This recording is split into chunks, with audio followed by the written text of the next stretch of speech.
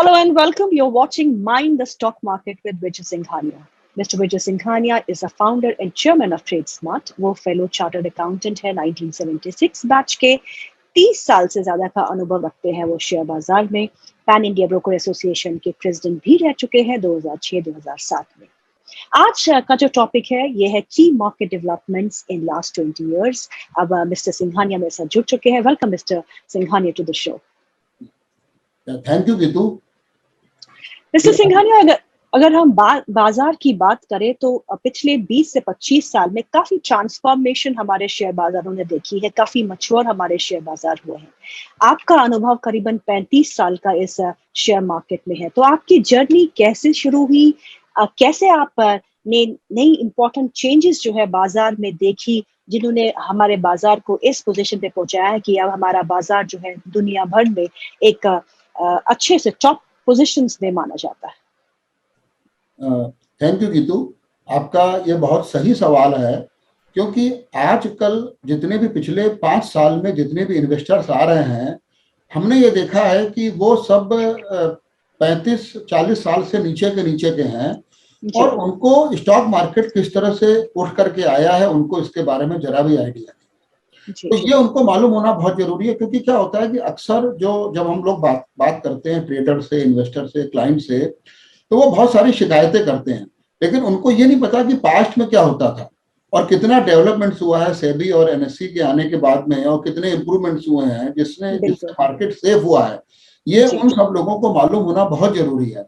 तो मैं आपको बतलाऊंगा कि ये जो अपना इंडिया में जो कैपिटल मार्केट है, वैसे तो देखा जाए 78-79 में ये सेंसेक्स एक्चुअली लॉन्च हुआ था विद 100 फिगर, और उसके बाद में 94 में ये निफ्टी लॉन्च हुआ था विद 1000 फिगर। लेकिन सही मायने में देखा जाए तो जो स्टॉक मार्केट की जर्नी सेंसेक्स के स्टार्ट होने के टाइम से शुरू नहीं हुई, वो शुरू हुई जब मिनिस्ट्री ऑफ फाइनेंस ने जब रीजनल स्टॉक एक्सचेंजेस को लाइसेंसेस देने शुरू किए, और 1983 के बाद में लगभग 22 रीजनल स्टॉक एक्सचेंजेस लुधियाना से लेकर के गुवाहाटी तक और दिल्ली से लेकर के बेंगलोर तक बहुत सारे रीजनल स्टॉक एक्सचेंजेस बने।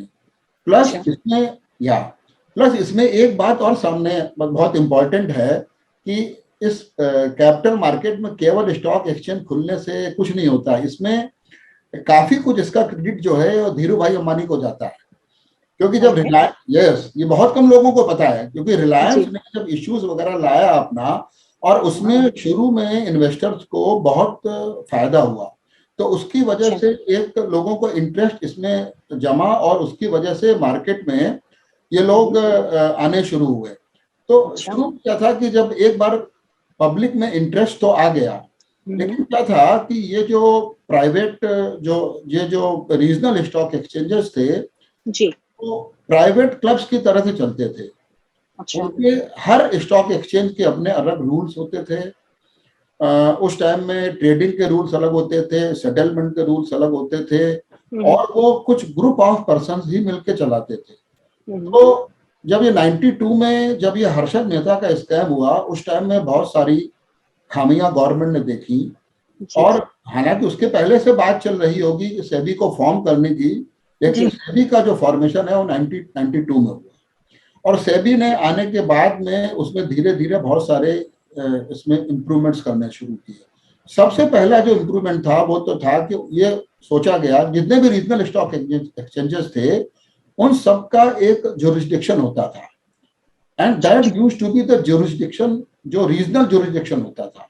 केवल बॉम्बे स्टॉक एक्सचेंज का जो जुरिस्डिक्शन था वो नेशनल था, लेकिन एनएससी करके ऐसा कुछ नहीं आया था। तो नेशनल स्टॉक एक्सचेंज पहली बार आया जिसका नेशन वाइड जुरिस्डिक्शन था, और इसमें इलेक्ट्रॉनिक ट्रेडिंग थी जिसमें टाइम स्टैंपिंग भी होती थी। तो कोई ये नहीं कह सकता कि भाई ये जो ट्रेडिंग हुई है इसका ये इतने बजे हुई तो उस टाइम ये भाव था कि नहीं था, लगता था कि कोई चाहे तो ये भाव चेक कर सकता है।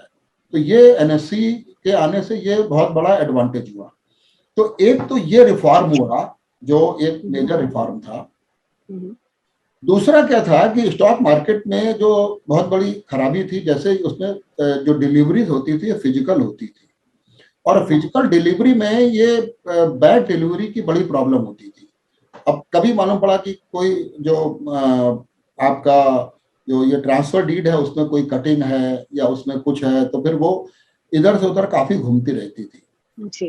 कभी कुछ कटिंग हो गई, फट गया तो प्रॉब्लम होती थी। दूसरा क्या होता था कि ये ट्रांसफर डीड्स और ये शेयर्स, ये सब ईयर एंड बीच में एक बार साल में वो भेजने पड़ते थे कंपनी को या कंपनी के रजिस्ट्रार को, जिसके लिए हम बोलते हैं बुक कीपिंग डेट आती थी या रिकॉर्ड कीपिंग डेट आती थी। जी।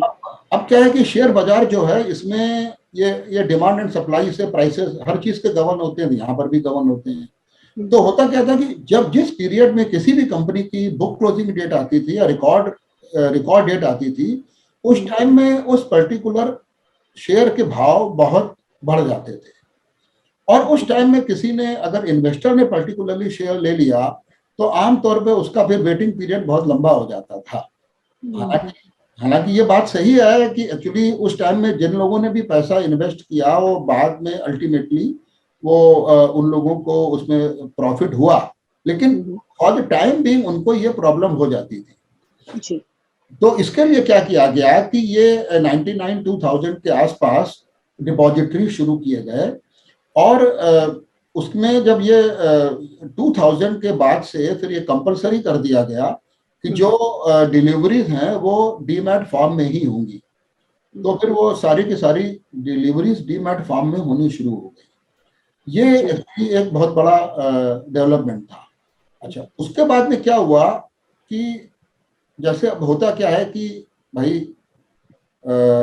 हर आदमी बोले या हर इंस्टीट्यूशन बोले, सब पहली बात तो हर काम धीरे धीरे होता है, एकदम से कुछ नहीं किया जाता। और उसमें भी क्या होता है कि बहुत सारी जो मतलब पास्ट में जो कुछ गलतियां होती हैं उनसे लोग सीखते हैं। तो इसमें क्या था कि यहाँ पर बॉम्बे स्टॉक एक्सचेंज में और बड़े एक्सचेंजेस में सब जगह ये बदला सिस्टम था।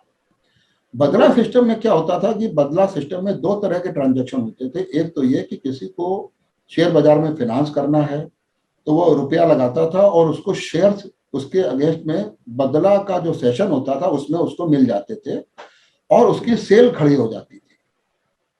तो naturally actually he is neither a buyer nor a seller, लेकिन उसने खाली पैसा लगाया, उसको शेयर मिल गए और उसकी सेल खड़ी हो गई।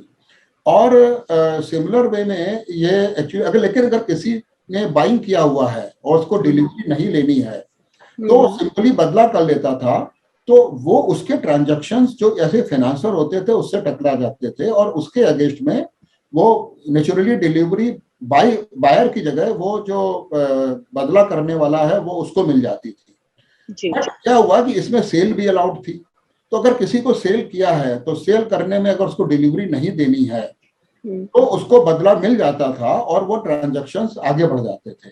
उस केस में उसका सेल का ट्रांजैक्शन बढ़ जाएगा। तो फिर होता क्या था कि एक्चुअल सेल का ट्रांजैक्शन या एक्चुअल बाई का ट्रांजैक्शन और ये जो फाइनेंसिंग का ट्रांजैक्शन है ये दोनों मिक्स हो जाते थे।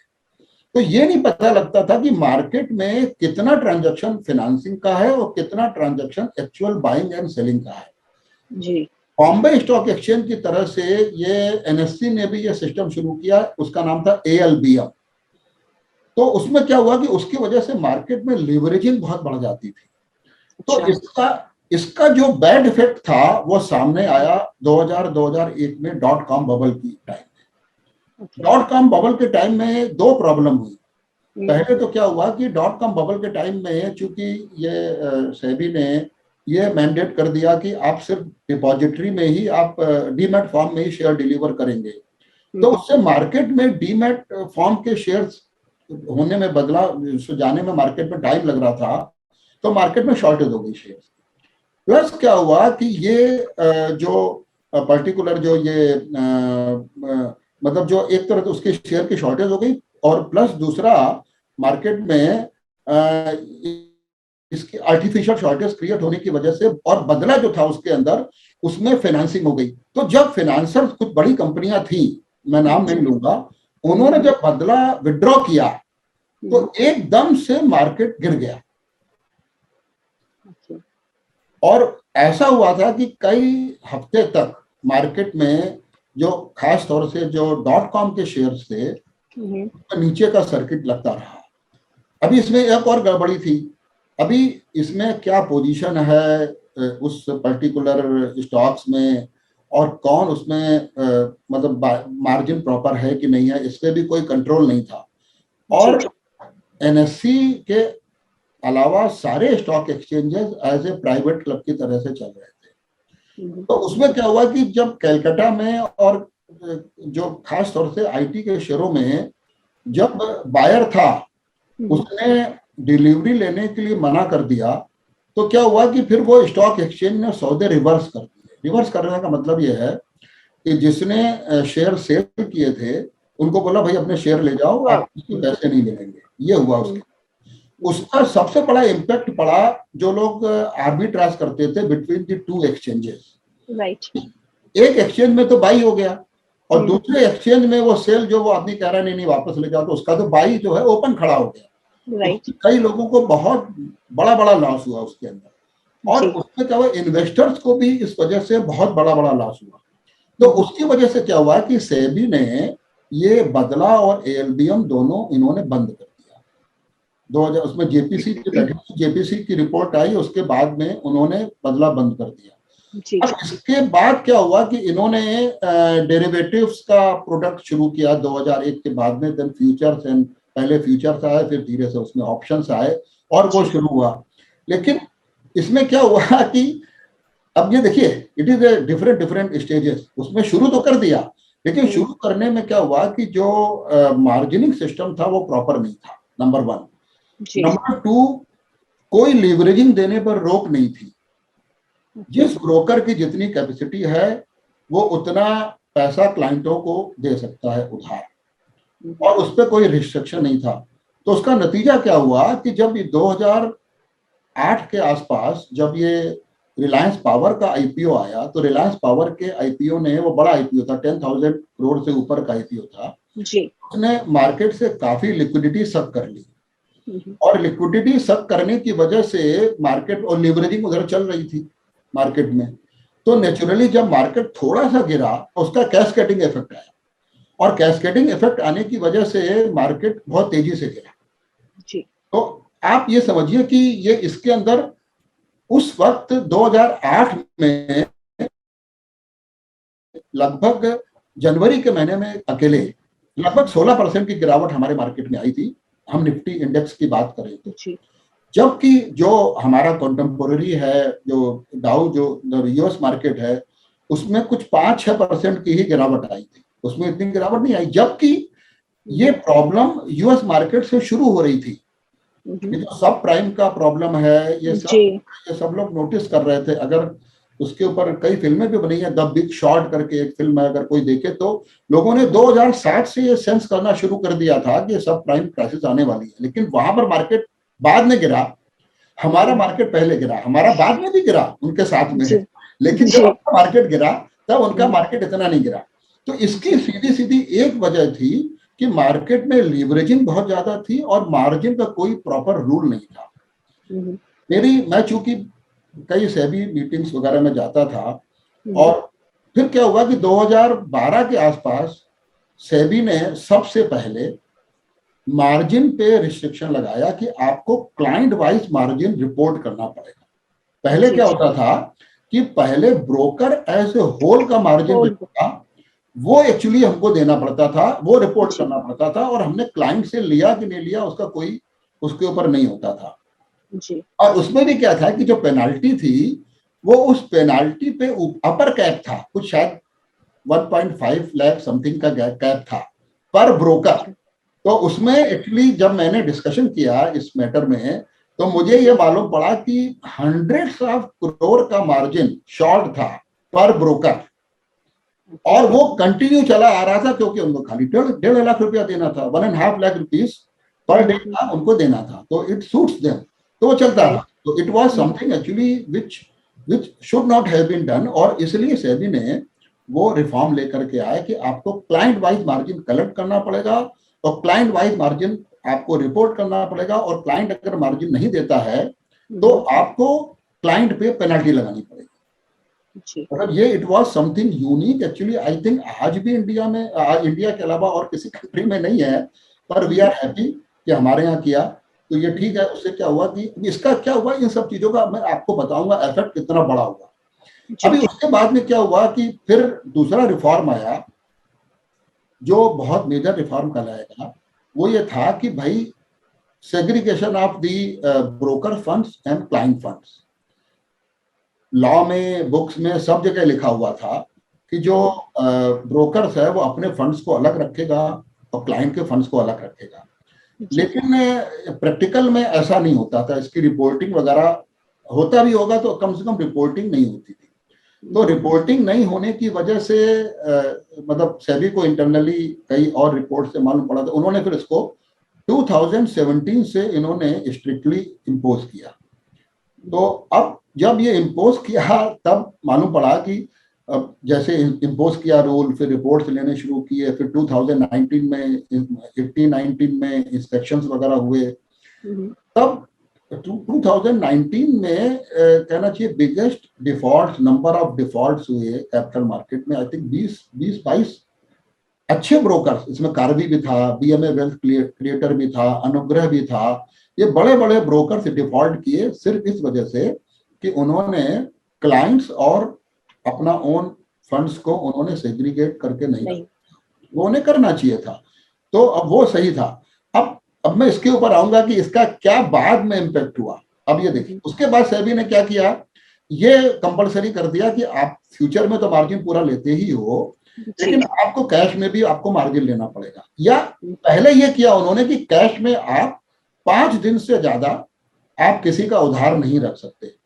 अब जब जब हम ये करते थे तो हमारे क्लाइंट्स, हमारे सब ब्रोकर सब बहुत चिल्लाते थे, लेकिन देखा सब बहुत नाराज होते थे कि सेबी क्या है, समझती नहीं है, हम लोग कैसे काम करेंगे वगैरह वगैरह। लेकिन इसका आप देखेंगे तो सही मायने में इम्पैक्ट आया जब कोविड की वजह से मार्केट गिरा।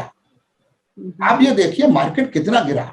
मार्केट जो है ऑलमोस्ट 12,000 से गिर करके करीब 8,000 के लेवल पर आ गया जी। मार्केट में आपने कोई हल्ला नहीं सुना, कोई there was no hue and cry कि मर गए इन्वेस्टर, इतने हो गए। मार्केट गिरा, लेकिन क्या था कि मार्केट में लीवरेज्ड पोजीशन नहीं थी। राइट। लीवरेज पोजीशन ना होने की वजह से जिसकी जितनी कैपेसिटी थी उसने उतना काम किया जी। और जब मार्केट तेजी से गिरा तो naturally some people might be sitting actually in cash, या उन्होंने फिर जो डेरिवेटिव का जो लीवरेज प्रोडक्ट है उसको उन्होंने बाई किया। तो उसकी वजह से क्या हुआ कि मैंने पहली बार महसूस किया इस मार्केट को, मैं इतने दिनों से देख रहा हूँ, पहली बार मैंने ये देखा, क्योंकि नेचुरली हमारे यहाँ में इतने सारे क्लाइंट हैं, लॉग इन करते हैं, तो हमने ये देखा कि पहली बार में जो जनरल इन्वेस्टर था उसने पैसा गंवाया नहीं बल्कि कमाया। उन्होंने रुपया अर्न किया इसके, और उसकी सिंपल वजह ये थी कि मार्केट में लीवरेजिंग नहीं थी। अब आप देखिए ये कितनी बड़ी बात हुई, लेकिन आपने ये जो मार्केट में जो इन्वेस्टर्स बच गए, आपने किसी पेपर में ये सुना या किसी पेपर में किसी ने लिखा हो साहब ये तो सेबी ने इतना अच्छा कर दिया उसकी वजह से हुआ? मतलब किसी ने इस चीज को नोटिस भी नहीं किया। यानी इतना अच्छा डेवलपमेंट हुआ जिसकी वजह से मार्केट में ये सब लोग बच गए। लेकिन और किसी जो जर्नलिस्ट ने भी, प्रेस रिपोर्टर्स वगैरह ने टीवी में भी वो सब ये कहते रहे मार्केट इतना गिर गया, उतना उठ गया, वो सब कहते रहे कोविड यहाँ जा रहा है, कोविड वहां जा रहा है, लेकिन मार्केट को बचाने में उनका बहुत रोल रहा। अभी होता क्या है कि जब सेबी कुछ कहती है या भाई एक्सचेंजेस को कुछ लगाती है तो इट बिकम्स लाइक कि भाई अगर आपके डायबिटीज है तो वाइफ कहती है भैया नहीं शक्कर मत खाओ, तो बड़ा बुरा लगता है। फिर वो बहू कहती है कि भाई नहीं नहीं आपको ये नहीं खाना है पापा जी, तो मुझे लगता है कि क्या कर रहे हैं, हमको टोक रहे हैं और ये अच्छी बात नहीं है, मेरी मतलब लाइफ स्टाइल में ये वो कर रहे हैं। तो सेम चीज ये जो है इन्वेस्टर्स की, ब्रोकर्स का और सेबी के साथ का, ये इस तरह का थोड़ा थोड़ा रिलेशन है जो वो चलता रहता है। आज के लिए बहुत बहुत शुक्रिया प्रोग्राम में शामिल होने के लिए। Thank you so much. Thank you so much. Thank you.